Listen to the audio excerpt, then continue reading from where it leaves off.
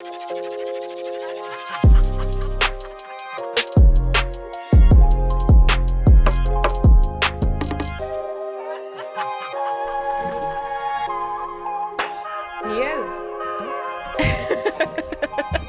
in studio today is a majority females are running the show. Hey, Tumesema ni pole. It's a hostile takeover. Where after all the discussions we we've are had about... constitutionally compliant. Thank you, Bilha. Today in studio we have Bilha. Thank you for coming. Thank you for having me. Yeah, and we are basically discussing women in music in Kenya. Specifically. We're not gonna go Africa, and we're Don't sorry. come for my people.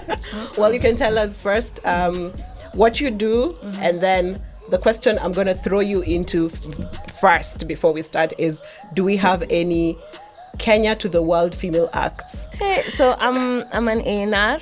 Yeah. For a distributor. I work with Ziiki Media. We are a distributor, Pan-African distributor. We distribute across Africa and Southeast Asia. Yes. We are also a Warner-owned company. So we represent Warner in Southeast Asia and Africa as well. We distribute for every top artist that you can think of, from Diamond, Bahati, Patoranking, Stone Ladies, Boy. please. Hey. Yeah. Ladies. Tanasha Donna. Thank you. Nadia Mukami. Avril Wahoo. Trying to see Rose Muhando, Christina Shusho. Yes, the list goes on. Janet Otieno. There's so many huge female artists that we represent. Even Shiro GP. Yeah. We have cut across catalog. We have catalog that cuts across all genres and in all markets. Yeah. Yeah, we specifically, I love female artists. I love to sign them. I love to be able to be part of their journey in whatever way I can be. So I enjoy having to, like, when we have to do the meetings for female artists as opposed to the male artists, because, like, it's obviously a boys' club up in here. Yeah, and as regards to the question, I don't know, it's my opinion. Yes. I think that all female artists, or just every Kenyan woman, is to the world class act. The only question we should be asking, I think, at this point is, how do we translate from where we are at, from here to the world knowing me? Like, how can we package that so that people in New York can know in Kenya there's an A&R called Bilha? Yes. And obviously there's several hurdles that, like, affect them as compared to the man. First of all, investing in a woman is 3 times investing in a man. Why would you say that? Why is that so? For a woman to get out of the house, the outfit, the clothes, the makeup, that's just for leaving the house. Then she still has to keep up the appearances and the car and, like, you know, security and transport and all that. Then there's a team that has to be paid, right? That's just the woman. The boy can just show up, man. You know, and he can sing and all that. So investing in a woman is 3 times investing in a man. Then obviously women already have traditional roles. We still live in Africa, bro. Yeah. And even not just Africa, the world. We still have traditional roles. Avril, for example, is a mother. Who is a mother? Those are core things they do first. Yes. Then they think about other things. Even if it's, the other thing is to make money for my kids. Then the other thing is my love. I love music. So those things kind of affect the fact that Nameless is kind of more free to do more things than Wahoo will ever be free to do. That will affect productivity in general. And as we grow as well, society has a different outlook on women. We expected, we get to a certain age and you haven't started prioritizing certain things and people are looking at you like, girl, when you gonna get a man? Yeah. You know, and especially when you're, like, successful. They don't want you to get too successful because men will not like you. Or, like, kwanza ukimba, they want you to, like, get married early or things like those. And when you do, your man starts feeling jealous or something. So it's always something. So But to the there's- women but that, there's- like, survive and are out there and doing the thing, the Cardi B's, the Nadia Mukamis, you know, more power to them. More power to them. Yeah, more but power to them. that means it can be done. No, it's possible to be done, but that means, like, they have to survive these things first. Like, do you remember when Cardi B and the boyfriend were divorcing one moment, then weren't divorcing? She was just a new artist, was pregnant, newly pregnant. She had to prove that pregnancy is not going to bring her down, so she finishes an album first. Goes on to be a Grammy Award album, but still had to finish the album first. She didn't even care about the Grammy part. I have to package this. I have to show people I'm serious. I have to do the videos before I am.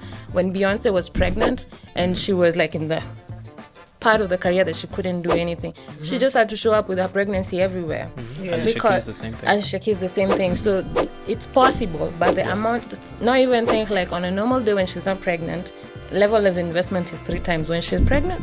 Okay, The investment is higher because the doctor also has to be on retainer and on standby all the time as well. So akifanya tu kitu vibaya, lazima, so the level of investing in female artists is harder. That takes a toll on different people. So different people react differently. Especially like so many new artists, those people we've talked about, Cardi B and Beyonce had label support. Yeah. Nadia Mukami doesn't have label support. Avril doesn't have that. So if they get to a place and they feel like I have to choose. Yeah. I have to choose my kid and fold on the music. Then that's what has to happen. It's just the burden we took on when we insisted that we're equal to men. Weko, weko, weko, weko, weko, weko, weko, weko,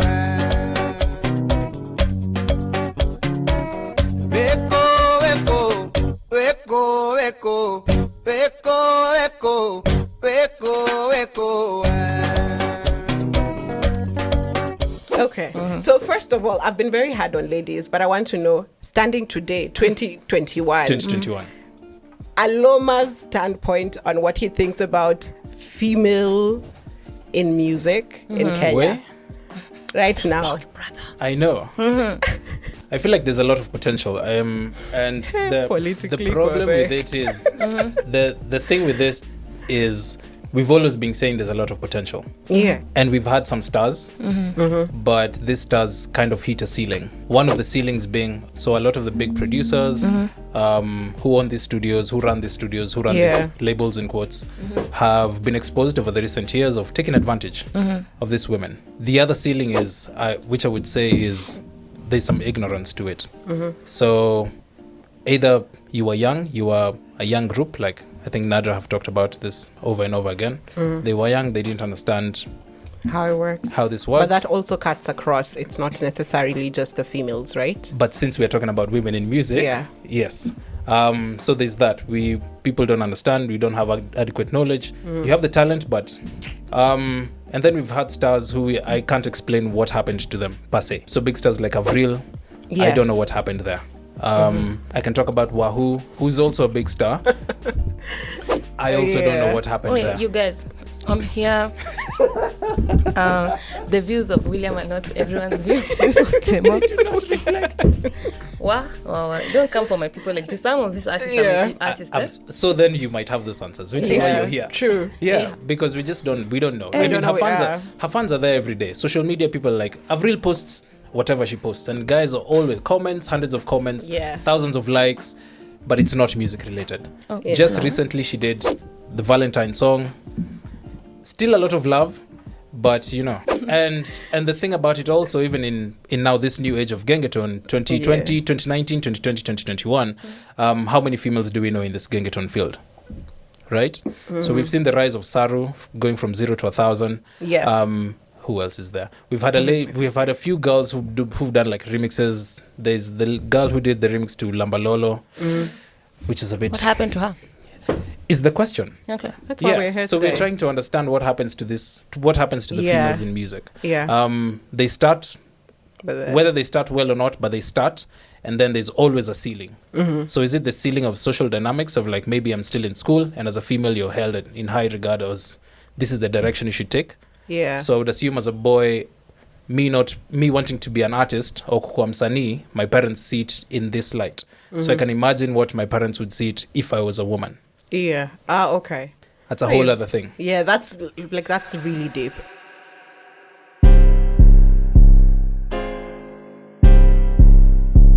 Damn, this shit exclusive.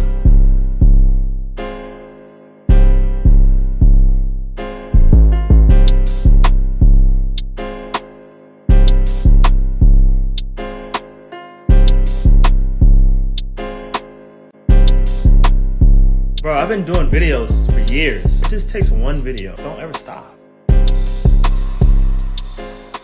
Can we say the same challenges are affecting women in music in other countries in Africa? In general, and if so, then how come then we have acts that are known around the world and around Africa that are female? How are they dealing with that? Then what is the problem specifically in Kenya cutting across all these women? So, yes. Generally, my problems are your problems and they're everybody's problems. I mean, there are certain things that are unique to a person, like maybe family dynamics, and maybe some level of income and accessibility and education. Yeah. That can be unique to different people. But then majority of the problems that I face, like if we sit down here and start exchanging notes, we'll have pretty much similar notes. Yeah. Even though I'm not an artist myself, I could maybe even share that with Size 8 and we could relate to some level. In tech, sexual harassment across board, lack of finances across board, lack of support, maybe also your industry ignorance and not understanding how music works, being taken advantage of because you're a woman and you don't know your rights and all that sweet stuff. Like that across Africa happens. Some of the women that are successful, like Yemi Alade, Tiwa Savage, those have label already. They're label backed. It's not. Also, I remember Tiwa Savage had a situation where for a year she couldn't do anything. She was in the middle of divorce. Yeah. She could have given up, but she didn't. But she still couldn't put out content. She still had to be a mom. Yes. And deal with her personal emotion and then pick up business later. So without the label, I don't know how much she can be able to do. Because I don't know her personal finances and stuff. Yeah. Yemi Alade is also label backed. Shoma Josie is label backed. So a lot of the artists in West are label backed. In East Africa, we have a different dynamic. Most artists here own their masters, they're independent artists. Okay. So before you release a song, you have to figure out how I've paid the audio producer, I've paid the video producer, my marketing team. I'm the source of funds you're talking everywhere. basically about labels, and in my head I'm thinking, then what is wrong with the labels in Kenya, or why we aren't don't have these labels in Kenya? Sorry. That's one problem. Yeah, that's the number one problem. Yes. We don't have a label. Okay, so if we don't have labels in Kenya, we know that some of the international acts, by international I mean outside Kenya, have been signed by labels that are global. So why haven't these labels signed our female artists? Is that a question that... So as much as I said, yes, these artists have label backed and it seems as if that's like a promising life to look out for. Yeah. I don't necessarily think it's a bad thing that as well Kenyan artists don't have that problem. Because it's not all that it's cracked up to be. People join labels for funding, for backing, for all that, roll out a team, connection around the world, distribution and licensing and publishing, all that sweet stuff. But then when you give away, you get all that, you have to give away your master rights, which is more painful in the end. Because yes, you have a bigger brand, but if you perform your song somewhere, you never get penny for it. Someone else is getting it. At some point, you're going to get tired. Okay. How I look at labels is, and any sort of deal anyway, I think of it as a means to an end. Okay. I encourage everyone to see, think about where do you want to go? How much money do you have? And what do you need to get there? Yeah. And if Olive is coming with a label deal, is that going to get me from point A to point B? Then I can be able from point B to point C take myself. Okay. So look at it that way. So while you've succumbed a master right for one album, you are able to own master right for the second album because you have a bigger brand now. You're able to sell out your own show. You have some products coming to you for product placement and whatever. You don't have to rely on the money that you were getting from that album. Okay. Obviously, there's some royalties that will come from that as well that you can use to fund your next level in career. But most of the people that are in labels they got a blanket amount of money and maybe support for videos and stuff, but they don't necessarily have the freedom. Okay. And that's partly why, for some people, tragedy has to come before they sign to the label. Okay. I don't believe that, if they had all the access they had, they still would make the decision to sign the labels. Oh, okay. So it's not necessarily a tragedy.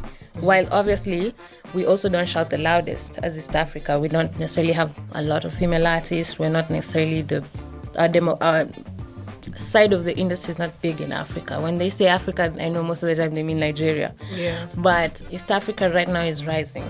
And in a way, it has been a blessing for us that they focus on the Yemi Alades and not Avril. Because, I mean, those deals are bad. I mean, we have a Kenyan artist. Actually, we do have a few Kenyan artists that are signed to those deals. Yeah. I know Ecstatic was signed to Sony. Mm-hmm. Yeah. I don't know if you've ever talked to her about that deal, but that deal was not good. Of course, it's not good. Yes.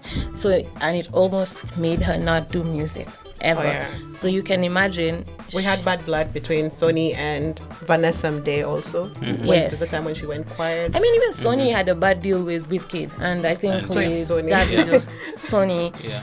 I don't want to speak badly about Sony. I don't know them per se, but yeah, I mean, some of their contracts have not been exactly tone friendly to the people. Yeah.